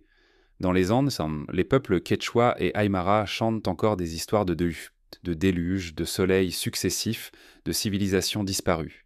Ces récits parlent d'époques où d'autres hommes, d'autres êtres vivaient sur la terre. Ils décrivent des landes et mondes détruits, par le feu ou l'eau, puis renaissant sous une autre forme. Ces mythes semblent rejoindre ceux de l'Inde, où les yugas évoquent ensemble des cycles d'humanité s'élevant et s'effondrant. Une continuité apparaît. Partout, la mémoire orale dépasse le cadre étroit de l'histoire écrite et semble préserver le souvenir de mondes disparus. Chez les peuples d'Afrique, la transmission orale est un art sacré. Les griots, gardiens de la mémoire, récitent des généalogies, des récits d'ancêtres, des épopées qui traversent les siècles. Mais au-delà de l'histoire des clans, certains mythes évoquent des événements cosmiques, l'arrivée d'étrangers, des déluges, des transformations du ciel. Ces récits, conservés sans écriture, s'accordent parfois avec des découvertes géologiques ou astronomiques modernes. La mémoire orale semble ainsi avoir enregistré des événements que l'histoire académique n'explique pas. En Amérique du Nord, les traditions des peuples autochtones regorgent elles aussi de récits troublés et troublants. Les Hopis parlent d'un temps où plusieurs mondes se sont succédés, chacun détruit par une catastrophe. Les Navajos racontent avoir émergé d'un monde souterrain, guidé par des êtres mystérieux. Ces récits, transmis sans alphabet, évoquent des réalités qui dépassent la simple mythologie. Ils semblent porter la trace d'expériences profondes, de souvenirs collectifs, codés en images et en symboles. Ce qui frappe, c'est la constance de ces traditions. Malgré la fragilité de la parole, malgré les changements de langue et de culture, les récits fondamentaux se maintiennent. C'est peut-être parce qu'ils sont transmis sous forme de mythes, de chants, de rituels. Une loi orale ne survit pas 1000 ans, mais une histoire symbolique liée à la Terre et aux astres traverse les générations comme une mélodie inoubliable. Les historiens modernes ont parfois du mal à accorder à la mémoire orale la même valeur qu'aux archives écrites. Pourtant, de plus en plus de chercheurs découvrent que certaines traditions orales contiennent une précision étonnante. Par exemple, des peuples insulaires du Pacifique racontent encore les migrations de leurs ancêtres, décrivant les routes maritimes, les vents, les étoiles. Ces récits transmis oralement ont permis à leurs navigateurs de parcourir l'océan sur des milliers de kilomètres, bien avant l'invention des cartes. La mémoire orale, loin d'être imprécise, peut donc être d'une exactitude redoutable lorsqu'elle est entretenue par la pratique. Mais ce qui intrigue le plus, ce sont les récits oraux qui parlent d'un passé très lointain, trop lointain pour être vérifié par des archives écrites. Lorsque des traditions racontent l'existence de terres englouties, de civilisations disparues, de catastrophes cosmiques, doit-on les considérer comme de simples mythes, ou bien comme des souvenirs lointains, transformés mais encore porteurs d'une vérité cachée? Certains chercheurs estiment que la mémoire orale pourrait être bien plus ancienne que nous l'imaginons. Elle ne transmet pas des dates exactes, mais des images fortes, des histoires capables de survivre. Quand une catastrophe bouleverse une civilisation, les survivants ne conservent pas des archives. Ils racontent, et ces récits deviennent des mythes, qui traversent les siècles jusqu'à nous. Peut-être que ce que nous appelons légende est en réalité la forme la plus ancienne d'histoire, une histoire codée dans des symboles conçus pour être mémorisés. Le pouvoir de la mémoire orale réside aussi dans sa dimension sacrée. Les récits ne sont pas transmis comme de simples histoires, mais comme des vérités vitales. Les anciens savaient que leur survie dépendait de cette mémoire. Ils la gravaient non pas sur la pierre, mais dans les cœurs, en répétant les chants lors des rituels, en inscrivant les légendes dans le cycle des saisons. Ainsi, la mémoire orale devient plus qu'un récit. Elle devient un acte vivant, qui unit le passé au présent. On pourrait dire que la mémoire orale est plus fluide que l'écriture. Elle se transforme, s'adapte, se modèle selon l'époque, mais c'est précisément cette souplesse qui lui permet de durer. L'écriture fige et ce qui est figé peut se perdre. La parole, elle, se recrée à chaque transmission. Elle évolue, mais conserve l'essentiel. Et dans cet essentiel se trouvent parfois des vérités que l'histoire écrite n'a pas gardées. Si l'on accepte cette idée, alors les traditions orales deviennent une source précieuse pour comprendre le passé. Elles ne se lisent pas comme des archives, mais comme des miroirs. Derrière les images, il faut chercher les événements réels qu'elles transforment. Derrière les dieux, les héros, les catastrophes, il y a peut-être des souvenirs de civilisations disparues, de savoirs oubliés, de rencontres avec des êtres que nous n'avons plus su nommer. Ainsi, la mémoire orale dépasse l'histoire écrite parce qu'elle nous parle d'un temps où l'écriture n'existait pas encore. Elle ouvre une fenêtre vers des âges trop anciens pour être documentés. Elle nous rappelle que les pierres et les tablettes ne disent pas tout. Derrière elles, il existe une autre mémoire, vivante, fluide, transmise par les voix humaines. Et si nous écoutons attentivement ces voix, si nous acceptons de prendre au sérieux leurs chants et leurs récits, nous découvrons peut-être ce que les ruines ne disent pas. Car la mémoire orale ne se limite pas à l'homme, elle se reflète dans les mythes communs à toutes les cultures. Elle parle souvent d'êtres anciens, de races disparues, d'instructeurs mystérieux. Ces légendes universelles nous conduisent vers une autre énigme. Pourquoi tant de peuples différents gardent-ils la trace d'une race plus ancienne, presque oubliée, mais toujours présente dans les récits? C'est là que s'ouvre la prochaine étape. Explorer les légendes qui parlent d'anciennes races, d'êtres mystérieux venus instruire les hommes. Des présences énigmatiques dont l'écho résonne encore dans la mémoire des peuples. Il existe dans les récits des peuples dispersés aux quatre coins du monde une insistance étrange, celle d'humanité antérieure à la nôtre. Les traditions orales, les mythes fondateurs, les légendes murmurées au coin du feu parlent souvent d'êtres qui vécurent avant l'homme tel que nous le connaissons, ou à ses côtés, donc comme des maîtres et des guides. Ces récits en traversent le temps sans perdre leur intensité. Ils évoquent cette onde des races anciennes, parfois décrites comme gigantesques, parfois comme venues des étoiles, parfois encore comme des hommes d'une sagesse oubliée. Ils ne sont pas cantonnés à une seule culture, ils surgissent pris partout, avec des détails différents mais une structure commune.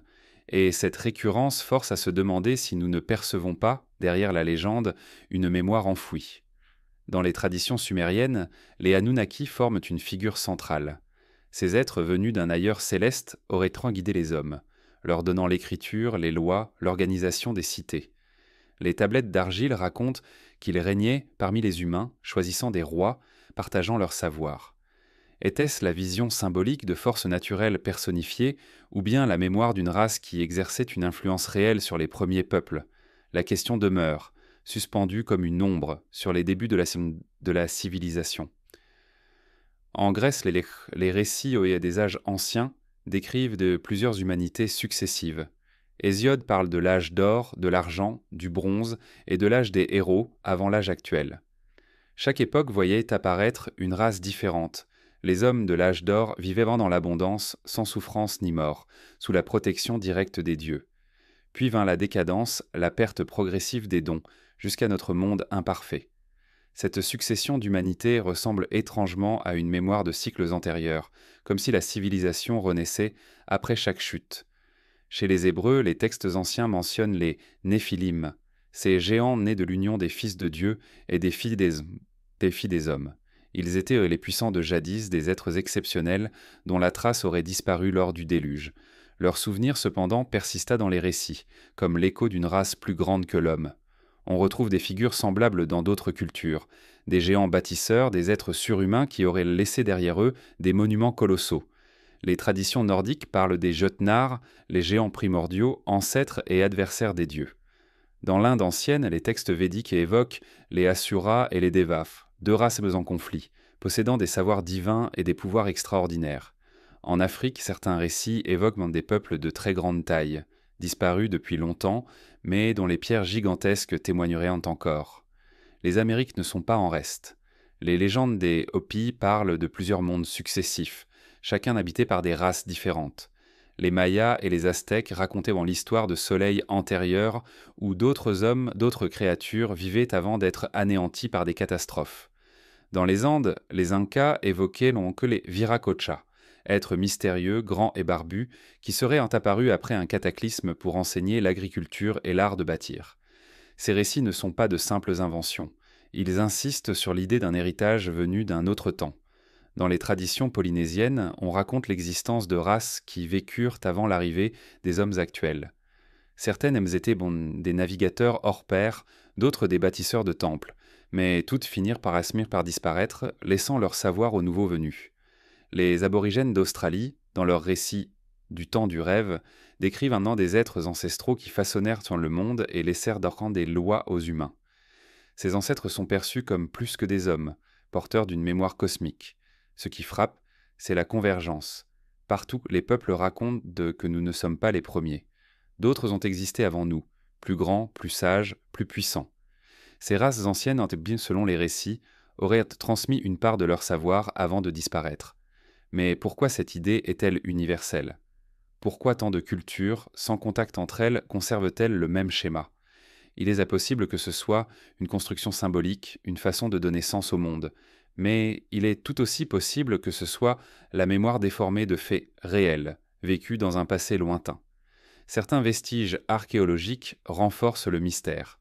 Des squelettes d'une taille inhabituelle ont parfois été découverts, bien que leur authenticité soit souvent contestée.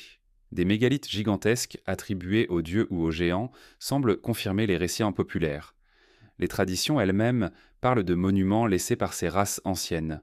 Les murs cyclopéens en Grèce, les pierres colossales de Baalbek, les cités perdues d'Amérique. Partout, l'homme actuel a trouvé des pierres trop grandes pour lui et les a attribuées à des êtres plus puissants. Il était possible que les races anciennes soient une métaphore des civilisations disparues. Peut-être que les survivants de mondes détruits ont transmis leur savoir et que les peuples les ont perçus comme des êtres supérieurs. Leur taille, leur savoir, leurs différences culturelles auraient suffi à en faire des figures mythiques. Avec le temps, la mémoire s'est transformée en légende, mais le souvenir d'un héritage subsiste. Dans d'autres cas, les récits semblent plus étranges encore. Ils parlent de peuples venus d'ailleurs, des étoiles, des mers profondes, des êtres non humains mais semblables à l'homme. Les Dogons évoquent les Nomos, maîtres venus de Sirius. Les Sumériens décrivent les Anunnaki comme des voyageurs célestes. Les peuples andins parlent de dieux sortis des lacs ou de l'océan. Ce thème des races étrangères à la Terre elle-même brouille encore davantage la frontière entre mythe et histoire. La possibilité de civilisations perdues, de races anciennes disparues, ouvre une perspective vertigineuse, Et si l'homme actuel n'était qu'un héritier partiel, un fragment d'une histoire beaucoup plus vaste? Si nous avons oublié ces ancêtres, c'est peut-être parce qu'ils ont disparu dans des catastrophes, laissant seulement quelques survivants et quelques récits. Mais leur mémoire, codée dans les mythes, persiste malgré l'oubli. Contempler ces légendes, c'est sentir la profondeur du temps humain. Nous ne sommes peut-être pas seuls dans notre lignée. Avant nous, d'autres se sont levés, ont bâti, ont disparu. Leurs ombres s'étendent encore sur nos récits, leurs pierres sont encore debout dans nos paysages. Et si nous cherchons à comprendre ces races anciennes, il faut aussi nous interroger sur leur rôle. Pourquoi auraient-elles transmis leur savoir? Était-ce un don bienveillant ou un héritage imposé? Étaient-elles des maîtres, des protecteurs, des oppresseurs? La réponse reste voilée. Mais une certitude demeure, l'homme actuel n'est pas le premier porteur de civilisation. Derrière lui, dans l'ombre du temps, d'autres races l'ont précédé et leurs murmures résonnent encore dans nos mythes. Ces murmures se conduisent à une autre énigme. Si ces races anciennes ont existé, que sont-elles devenues? Ont-elles toutes disparu? Ou bien certaines traces demeurent-elles encore, cachées, invisibles, dans les traditions, dans les symboles, dans des héritages que nous ne savons pas lire? C'est la question qui s'impose lorsqu'on considère l'idée de porteurs de savoir disparus, ces mystérieux transmetteurs dont la mémoire reste suspendue entre l'histoire et la légende. Il y a dans les mythes et les traditions du monde entier une figure récurrente, celle d'être venu enseigner, instruire, transmettre des savoirs que les peuples ne possédaient pas encore. Ils apparaissent dans des temps reculés, souvent après un cataclysme, et semblent s'emporter avec eux les fragments d'une mémoire plus ancienne. Ils ne fondent non pas de royaume, ne cherchent pas à conquérir, mais laissent derrière eux des techniques, des lois, des outils qui transformeront les sociétés. Ce sont les porteurs de savoir, des silhouettes énigmatiques dont la présence se devine dans la répétition universelle des récits. Et si cette insistance cachait plus qu'un mythe, et si ces porteurs avaient réellement existé, héritiers d'une civilisation disparue, rescapés d'un monde oublié? En Mésopotamie, les textes anciens mentionnent Oan, un être amphibie surgissant de la mer. Chaque jour, il enseignait aux hommes les arts de l'écriture, de l'architecture, de l'agriculture, et chaque soir il retournait dans les eaux. Les chroniqueurs le décrivent comme le premier maître de la civilisation, venu d'un ailleurs que les Sumériens eux-mêmes ne pouvaient expliquer. Les Babyloniens le représentaient mi-homme, mi-poisson, symbole d'une origine étrangère à la terre ferme. Oan est l'un des plus anciens exemples de porteur de savoir, un instructeur qui ne bâtit rien pour lui-même, mais laisse à l'humanité un héritage durable. En Égypte, une figure semblable apparaît. Thoth, maître de l'écriture, des sciences doué du temps. Il est décrit comme l'inventeur des hiéroglyphes, celui qui enseigna aux hommes à compter, à mesurer, à calculer le mouvement des astres. On le présente parfois comme un dieu, parfois comme un sage divinisé. Là encore, l'idée c'est la même. Le savoir ne naît pas de l'homme, il est apporté par un médiateur, un porteur venu d'ailleurs. Osiris lui-même est décrit comme un étranger arrivé par la mer, qui aurait apporté l'agriculture et les lois avant de disparaître, laissant derrière lui une société transformée. Dans les Andes, les légendes parlent de Viracocha, l'homme barbu vêtu de blanc, apparu après une grande catastrophe. Il aurait enseigné aux survivants l'art de cultiver, de bâtir, d'organiser des communautés. Puis, sa mission accomplie, il serait parti vers l'horizon, marchant sur les eaux. Les peuples qui reçurent son enseignement ne se considéraient sans n'est pas comme ses créateurs, mais comme ses héritiers. Viracocha, comme Oan ou Thoth, incarne l'idée d'un être qui transmet, puis s'efface. Les Dogons du Mali, eux, parlent des Nomos, êtres venus de Sirius, porteurs de savoir sur l'astronomie, la métallurgie, la structure de l'univers. Leur tradition orale, transmise sur des siècles, décrit des connaissances qui ne devraient pas avoir existé à une époque si reculée. Là encore, ce n'est pas l'homme qui invente, c'est l'homme qui reçoit. Ces récits, dispersés sur tous les continents, posent une question vertigineuse. Qui étaient ces porteurs de savoir? Était-ce une race étrangère à la nôtre, des êtres venus d'ailleurs, comme le suggèrent certaines légendes, ou bien les derniers survivants d'une civilisation antérieure, détruite par le temps ou par une catastrophe, qui auraient choisi de transmettre ce qu'ils pouvaient avant de disparaître? Si l'on suit cette seconde hypothèse, les porteurs de savoir seraient les fragments humains d'un monde effacé. Après une inondation, une éruption, un bouleversement climatique, quelques survivants auraient conservé une partie des connaissances de leur peuple. Errant parmi les nouveaux hommes, ils auraient transmis ce qu'ils savaient, comment cultiver la terre, comment bâtir des monuments, comment lire le ciel. Pour les peuples encore nomades, ces survivants auraient semblé des dieux, tant leur savoir dépassait l'expérience commune. Avec le temps, leurs souvenirs se seraient transformés en mythes. Mais au cœur de ces récits, il resterait la trace d'une transmission réelle. Cette idée expliquerait la soudaineté de certains bonds de civilisation. Comment expliquer que Sumer, presque dès ses débuts, possédait une écriture élaborée, des lois complexes, une organisation sociale aboutie? Comment comprendre que les Mayas maîtrisaient tâcher des calendriers astronomiques d'une précision extrême, bien avant les Européens? Comment justifier les connaissances maritimes des Polynésiens capables de naviguer à travers l'océan sans instruments modernes? Ces savoirs semblent surgir comme des blocs déjà constitués, sans période de tâtonnement. Peut-être qu'ils furent transmis par des porteurs héritiers d'un passé plus ancien. Les monuments eux-mêmes peuvent être vus comme des témoignages laissés par ces porteurs. Des pierres dressées non seulement comme abris ou temples, mais comme archives. Les alignements mégalithiques, les pyramides, les tumulus seraient tant des messages de pierre, conçus pour traverser le temps et porter le souvenir d'un savoir. Les porteurs auraient inscrit leur mémoire dans la matière, afin que l'homme futur retrouve un jour les clés de son passé. On peut aussi imaginer que ces porteurs de savoir n'étaient pas des survivants isolés, mais des voyageurs, des êtres parcourant le monde après la chute de leur civilisation, semant leur connaissance parmi les peuples eurécras qu'ils rencontraient. Ainsi, les similitudes entre les mythes des continents ne seraient pas une coïncidence, mais l'écho d'une même source, dispersée après une catastrophe globale. Leur disparition pose une autre énigme. Pourquoi ces porteurs ne sont-ils plus là? Ont-ils fini par mourir, intégrés dans les peuples qu'ils instruisirent? Ont-ils choisi de s'effacer, leur tâche accomplie? Ou bien ont-ils été oubliés volontairement, remplacés par de nouvelles élites qui effacèrent leur mémoire pour revendiquer le pouvoir? Le silence de l'histoire officielle pourrait être la conséquence d'un oubli volontaire, une amnésie imposée pour que l'homme croie que son savoir est né de lui-même. Il est possible aussi que ces porteurs aient choisi le langage du mythe pour survivre. Conscients que leurs paroles ne suffiraient pas, ils les ont codées dans dans des récits, comme des légendes, des tsars, des symboles. Ainsi, ce qu'ils avaient à transmettre ne dépendait pas de l'écriture ou des archives, mais de la parole vivante. Ces mythes, répétés de génération en génération, contiennent encore peut-être les fragments de leur message.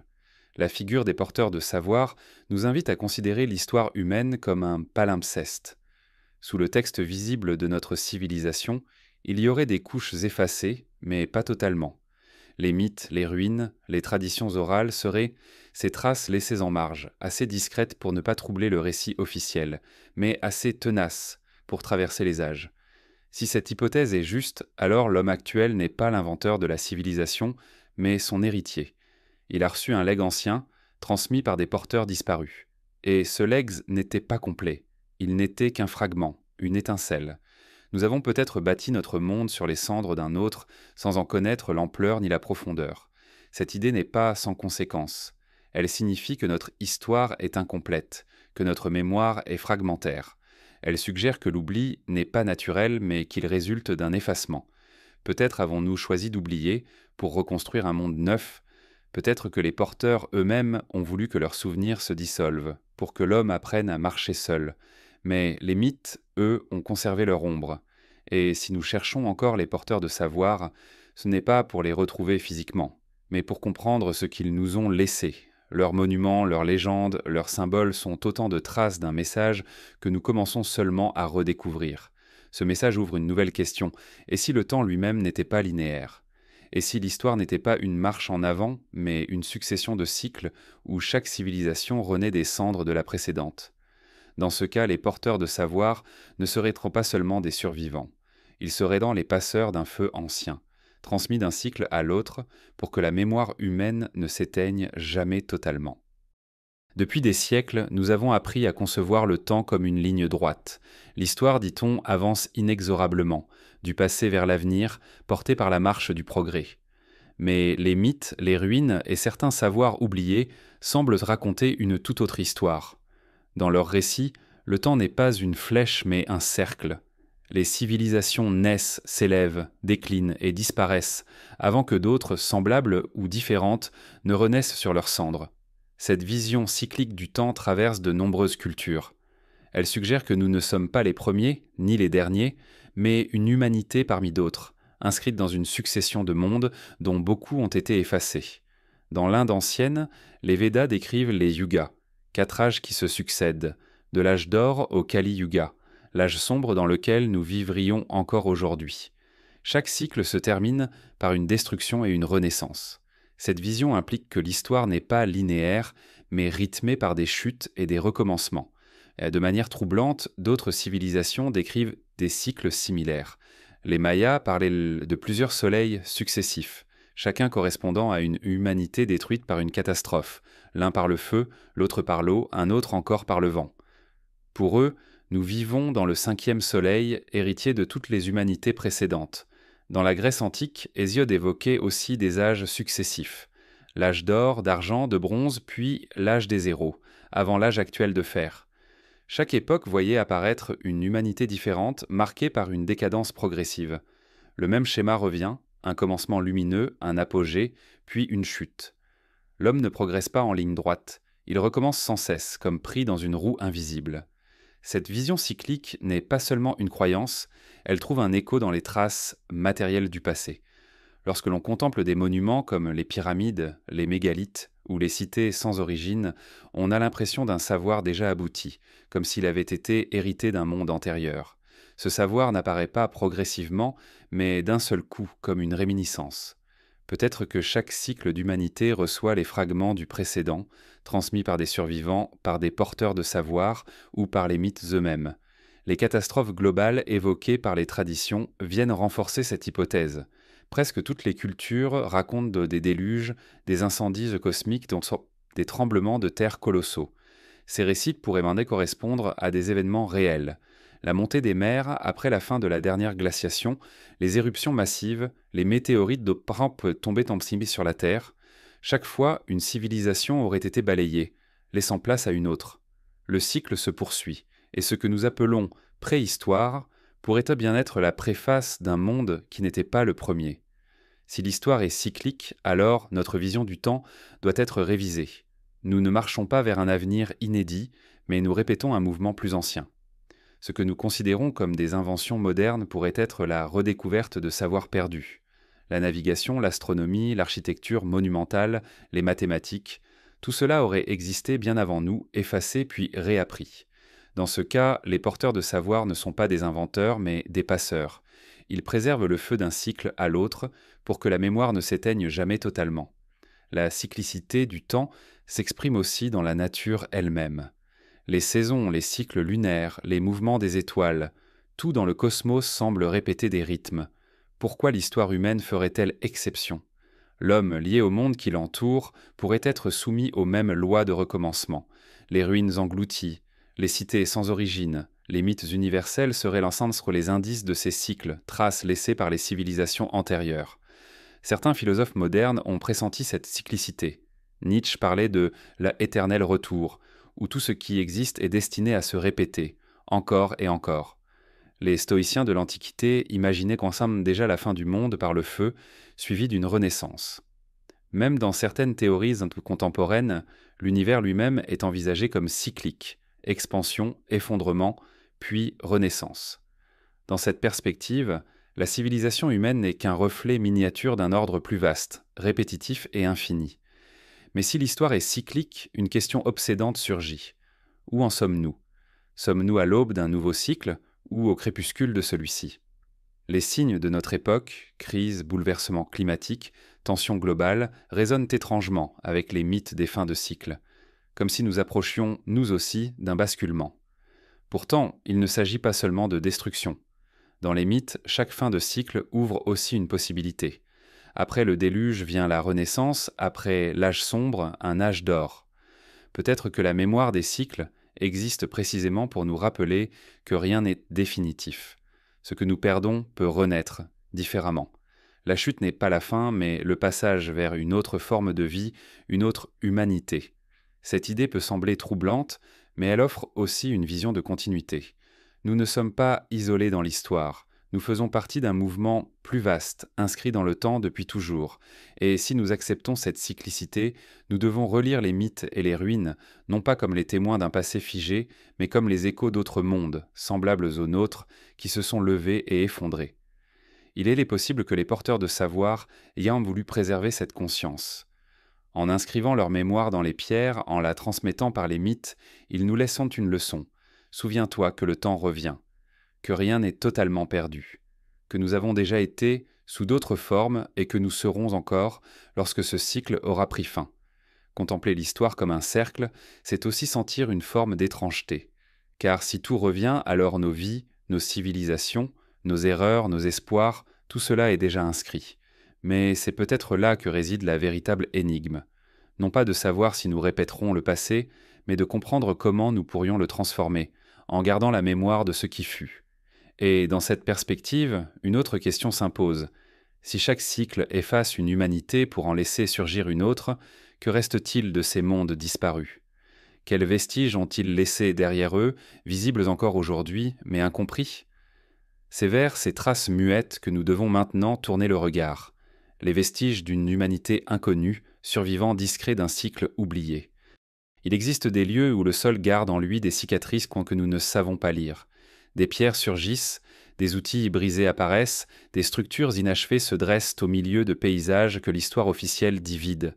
Ces fragments épars, ces vestiges qui ne s'intègrent pas dans nos chronologies, pourraient en bien appartenir à une humanité inconnue, une humanité disparue avant que la nôtre ne prenne racine. Si l'histoire est cyclique, comme le disent de tant de mythes, alors ces traces seraient les restes d'un cycle précédent, effacé par le temps mais encore visible pour qui sait regarder. Dans les plaines d'Anatolie, le site de Göbekli Tepe défie nos certitudes. Érigé il y a plus de 11 000 ans, bien avant Sumer, il présente des piliers colossaux ornés d'animaux et de symboles. Ces monuments datent d'une époque où l'homme est supposé n'être qu'un chasseur-cueilleur, sans organisation complexe, sans savoir architectural. Et pourtant, la précision de la taille, la monumentalité des structures, la complexité des motifs révèlent un savoir qui ne devrait pas exister à ce stade de l'histoire. Qui étaient ces bâtisseurs ? D'où venaient-ils ? Ont-ils hérité de connaissances venues d'une humanité antérieure, déjà disparue ? En Afrique australe, le site de Mapungubwe et certaines formations mystérieuses de pierre en Afrique du Sud suggèrent une occupation ancienne, organisée, antérieure aux grandes civilisations connues du continent. Des cercles de pierre aux fonctions énigmatiques parsèment les collines. Ils pourraient n'être que des vestiges de villages pastoraux, mais certains chercheurs y voient là les restes d'un savoir astronomique ou rituel. Si tel est ça le cas, ils appartiendraient à une culture disparue, dont la mémoire s'est effacée, ne laissant que ces cercles muets. En Inde, des découvertes sous-marines, près de la ville moderne de Dwarka, révèlent des structures englouties, semblant former rues et temples.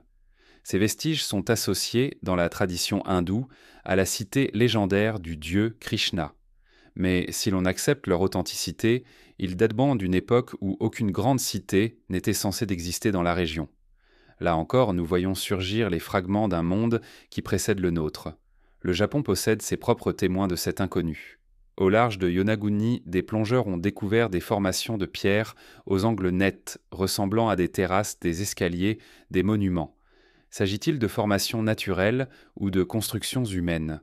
Le débat persiste, mais la précision des lignes trouble l'esprit. Si ces structures sont artificielles, alors elles datent d'un temps où les mers étaient plus basses, il y a des millénaires. Elles appartiendraient donc à une humanité que nous n'avons jamais intégrée dans notre récit. Dans les Andes, les énigmes se multiplient. Les murs cyclopéens de Cusco et de Sacsayhuaman paraissent avoir été bâtis par une technique inconnue. Les pierres s'emboîtent comme si elles avaient été modelées, non taillées. Les Incas eux-mêmes disaient ne pas être les auteurs de ces murailles, mais les héritiers d'un peuple antérieur. Ces blocs, pesant des dizaines de tonnes, ne sont pas seulement une prouesse technique. Ils sont les témoins d'un savoir qui ne s'accorde pas avec la chronologie admise. Dans le désert du Pérou, les lignes de Nazca forment un autre mystère. Des géoglyphes immenses, visibles seulement depuis le ciel, tracent des animaux, des figures géométriques, des lignes droites s'étendant sur des kilomètres. Comment expliquer que des peuples sans moyens de vol aient conçu ces tracés, qui n'avèrent de sens qu'à une échelle invisible depuis le sol ? Peut-être qu'ils reprenaient une tradition héritée d'anciens bâtisseurs, une mémoire transformée en rituel. Ces lignes, elles aussi, pourraient être un vestige d'une humanité disparue, dont le savoir s'est dilué dans le temps. En Europe, certains mégalithes défient également la logique historique. À Malte, les temples de Gantija sont construits avec des blocs massifs, certains pesant plusieurs dizaines de tonnes. Les légendes locales disent qu'ils furent bâtis par des géants. Officiellement, ils datent quand même du néolithique. Mais leur complexité et leur taille laissent perplexe. Si des populations préhistoriques ont réellement construit ces temples, alors elles possédaient des connaissances que nous ne leur attribuons pas encore. Ces vestiges ne sont pas isolés. On retrouve sur tous les continents des structures, des outils, des objets qui semblent appartenir à un autre temps. Des cartes anciennes montrant des côtes non encore découvertes. Des artefacts métalliques trouvés dans des couches géologiques trop anciennes.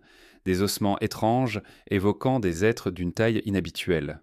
Bien que souvent contestés, ces indices d'eau s'accumulent et dessinent une même interrogation. Avons-nous vraiment été les premiers ? Si une humanité inconnue a existé avant nous, pourquoi a-t-elle disparu ? Les mythes évoquent des déluges, des incendies, des cataclysmes venus du ciel. Peut-être que cette humanité a été détruite par des événements naturels massifs, comme la montée brutale des océans après la glaciation ou l'impact de météores. Peut-être qu'elle s'est effacée par ses propres excès, comme le raconte Platon à propos de l'Atlantide. Quelle qu'en soit la cause, son souvenir persiste, non dans les archives écrites, mais dans les pierres et les récits. Il est aussi possible que nous soyons les enfants de cette humanité disparue, que ces survivants aient en transmis une part de leur savoir, devenus les bases de nos civilisations actuelles. Cela expliquerait pourquoi des cultures éloignées semblent partager des symboles, des mythes et des connaissances semblables. Ce que nous appelons l'aube de la civilisation pourrait être en réalité la rémanence d'un monde plus ancien. La notion de humanité inconnue nous invite à reconsidérer le silence de l'histoire. Peut-être que les vides, les absences, les incohérences ne sont pas des erreurs, mais des portes entr'ouvertes vers un passé plus vaste. Les vestiges dispersés sont des fragments d'un puzzle que nous n'avons pas encore appris à assembler. Chaque pierre, chaque trace devient alors un témoin, une voix qui murmure « Vous n'êtes pas les premiers ». Et si ces vestiges nous troublent, c'est parce qu'ils ne se laissent pas enfermer dans un récit linéaire. Ils appartiennent à une mémoire enfouie, qui échappe aux archives et aux chronologies. Pourtant, ils persistent, indestructibles, comme si leur rôle était de nous rappeler l'oubli lui-même. La prochaine étape consiste à comprendre pourquoi cette mémoire s'est effacée. Pourquoi avons-nous oublié ces humanités ? Était-ce un oubli naturel, causé par le temps et les catastrophes, ou bien un oubli volontaire imposé par les nouveaux maîtres du monde ? La question du silence dans les archives humaines devient alors une énigme centrale, car elle nous oblige à regarder non seulement ce qui reste, mais aussi ce qui a disparu. L'histoire, telle que nous la connaissons, est une construction. Elle repose sur des fragments retrouvés, sélectionnés, interprétés, ordonnés selon une logique qui vise à donner sens au passé. Mais ce que nous appelons archives officielles n'est pas une mémoire totale, c'est une mémoire choisie. Derrière les chronologies établies, les musées et les manuels, il existe un silence épais, un oubli qui ne doit rien au hasard. Ce silence est parfois le fruit du temps, qui efface les traces fragiles. Mais il est aussi le résultat d'un choix humain, celui de rejeter ce qui dérange, ce qui ne cadre pas avec la version linéaire de l'histoire. Et ce silence pèse lourd, car il cache peut-être les vérités les plus profondes. Les archives gardent ce qui semble utile, rationnel, explicable. Mais qu'en est-il des anomalies, de ces objets qui ne devraient pas exister ? Des outils métalliques trouvés dans des couches trop anciennes, des cartes qui montrent des continents avant leur découverte, des ruines trop vieilles pour nos chronologies. Ces preuves trop dérangeantes sont souvent mises de côté, classées comme curiosité ou erreur. Elles disparaissent des récits officiels, non parce qu'elles sont fausses, mais parce qu'elles ouvrent des questions trop vastes. Ainsi naît le silence, non comme absence, mais comme effacement volontaire. Ce phénomène n'est pas nouveau. Déjà dans l'Antiquité, les scribes et les prêtres choisissaient entre eux ce qu'ils transmettaient. Les textes sacrés mésopotamiens ne sont que la partie visible d'une immense tradition orale. Les dynasties égyptiennes ont volontairement effacé certains règnes, grattant les noms dans la pierre pour les faire disparaître. À chaque époque, une mémoire est construite, mais une autre est sacrifiée. Ce que nous lisons aujourd'hui n'est donc jamais l'ensemble, mais une version filtrée. L'oubli volontaire est aussi un outil de pouvoir. Contrôler la mémoire, c'est contrôler l'identité des peuples. En imposant un récit officiel, les rois, les prêtres, les savants ont bâti des cadres qui définissent ce que l'on doit croire. Les récits qui sortent de ces cadres deviennent des fables, des légendes, des superstitions. Et pourtant, ce sont souvent ces récits marginaux qui contiennent les échos d'histoires plus anciennes, les traces d'humanité disparues. Ce silence s'exprime aussi dans la manière dont la science moderne traite les découvertes. Lorsqu'un objet ou un site archéologique ne correspond pas au modèle admis, il est souvent qualifié d'anomalie. Le mot lui-même traduit un malaise. L'objet existe, mais il n'entre pas dans l'histoire telle qu'on l'a écrite. Alors on le relègue au second plan, on l'enferme dans des réserves, on le réduit à une curiosité. Mais accumulées, ces anomalies forment une masse silencieuse, une autre histoire qui demeure invisible dans les archives officielles. Le poids du silence se manifeste aussi dans les ruines que nous ne savons pas dater. Certaines structures, comme les murailles cyclopéennes du Pérou ou les blocs de Baalbek, sont attribuées certains à des peuples historiques, mais sans preuve directe. Ce sont des attributions par défaut, des hypothèses devenues certitudes, parce qu'elles s'inscrivent dans le récit dominant. Mais que se passerait-il si l'on admettait qu'elles appartiennent à une humanité plus ancienne, disparue avant l'écriture ? Le récit officiel vacillerait, et avec lui notre certitude d'être les premiers. L'histoire humaine est écrite par couches. Ce qui ne cadre pas est effacé, et le silence devient une barrière invisible. Pourtant, certains indices percent ce voile. Les mythes, transmis oralement, échappent au contrôle des archives. Les légendes du déluge, des géants, des civilisateurs venus d'ailleurs survivent malgré le silence imposé. Elles persistent parce qu'elles répondent à une mémoire collective, plus vaste que l'écriture. Peut-être que ce que l'on appelle superstition est en réalité une forme de résistance du passé, une mémoire qui refuse de disparaître. Il est troublant de constater que ce silence persiste même aujourd'hui. Dans les musées, certaines découvertes ne sont pas exposées. Dans les publications, certains sujets sont évités parce qu'ils menacent les consensus établis. Ce silence moderne n'est pas moins lourd que celui des anciens scribes. Il révèle que notre rapport à l'histoire est encore dominé par la peur de l'inconnu. Nous préférons ignorer ce que nous ne comprenons pas plutôt que d'accepter de redessiner nos origines. Mais le silence n'est jamais total, il laisse des fissures. Une pierre mal classée, une tradition orale persistante, une anomalie archéologique rappellent que l'histoire officielle n'est qu'une version partielle. Ces fissures y sont précieuses, car elles ouvrent la possibilité de regarder autrement. Derrière elles, une autre mémoire affleure, celle d'un monde oublié, d'une humanité disparue, d'un cycle antérieur. Ce poids du silence n'est pas seulement un manque, il est aussi une invitation. Il nous force à interroger nos certitudes, à chercher dans les interstices, à écouter ce qui n'est pas dit. Peut-être que la véritable histoire de l'humanité se trouve non dans les archives visibles, mais dans ce qui en a été effacé. Le silence pourtant n'est pas neutre. Il peut être le fruit de la peur, de la volonté de protéger un ordre établi, ou simplement de l'incapacité à comprendre. Mais il peut aussi être une forme de transmission. Certains savoirs, trop dangereux ou trop fragiles, ne pouvaient pas être confiés aux archives. Ils ont été cachés, dissimulés dans les symboles, codés dans les mythes. Ce silence est alors une parole en attente, un message destiné à ceux qui sauront l'entendre. En contemplant ce poids du silence, une idée s'impose. Ce que nous avons oublié n'est pas perdu. Les archives officielles montrent encore une histoire incomplète, mais les absences elles-mêmes deviennent des signes. Chaque vide, chaque omission, chaque anomalie rejetée nous indique qu'il existe autre chose, une mémoire parallèle. Et cette mémoire, même fragmentaire, peut être retrouvée. Mais pour la retrouver, il faut accepter que l'oubli fait partie de l'histoire. Il faut écouter ce que les mythes disent en marge, regarder ce que les ruines suggèrent sans l'avouer. C'est là que réside le véritable défi. Apprendre à lire le silence comme une archive à part entière. Et si nous acceptons cette leçon, alors une autre question se pose. Pourquoi avons-nous oublié ?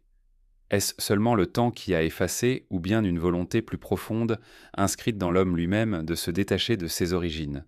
Cette interrogation nous conduit naturellement vers le cœur du mystère, la raison de notre amnésie collective, la cause de cet oubli universel.